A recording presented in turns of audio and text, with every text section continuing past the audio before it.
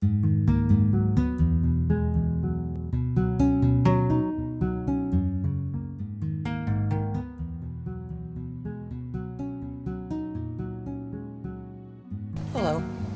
I'm Linda Morehouse.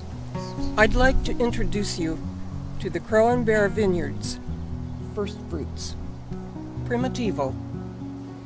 It is never a simple glass of wine. It is all the lives, all the people, all the stories that it took to put that vintage in your hand. And I want to share with you today a little bit of some of that story, some of that magic. We're going to talk about the force that through the green fuse drives the flower, in Dylan Thomas's words. Because this came from afar, long ago and far away, on the Dalmatian coast of Croatia. There was a wild grape that people used to love to ferment and take as wine. For celebration, for consolation, for communion. It became known as Treselnik. And in the name of Treselnik, it made people happy on Croatia for millennia. For that is an ancient, respected, honorable grape, ancestor of the Primitivo we're looking at here. They say that it was brought to Italy by a monk at least a century ago. In Italy, it was called, not Treselnik of course, but Primitivo, or primitive, meaning ancient, for it was from this respected, honorable grape. So this vine arrived here in the June of 2014, looking like this. The plan for planting was laid out by our wonderful vineyard manager at that time, Michael McCauley, who had trained in Burgundy. He was proud of how straight the lines are. You can see them riffle like a fan when you're looking down here from above.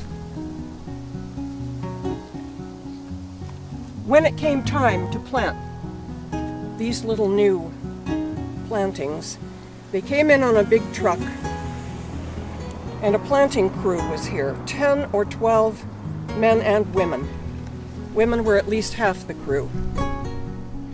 And as they came down to dig and plant in a team of 10 or 12, it seemed as if they moved in waves across the land.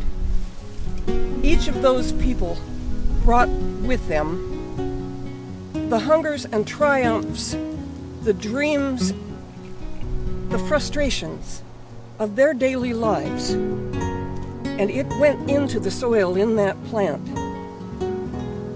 It's never a simple glass of wine.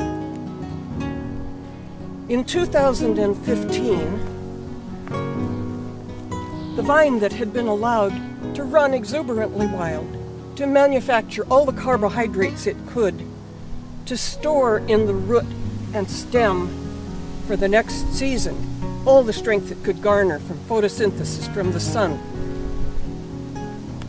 In the spring of 2015, it was time to cut that all back to 2 buds. And that meant another work crew, another 10 or 12 men and women moving across the field in a wave. Those 2 buds, the next spring, were allowed to grow exuberantly wild and make just as much carbohydrate as they wanted. You needed all the strength you could get in the stem, in the root, to sustain what's finally going to be produced here on the grapes. In the spring of 2016, it was time to train this abundant wild growth.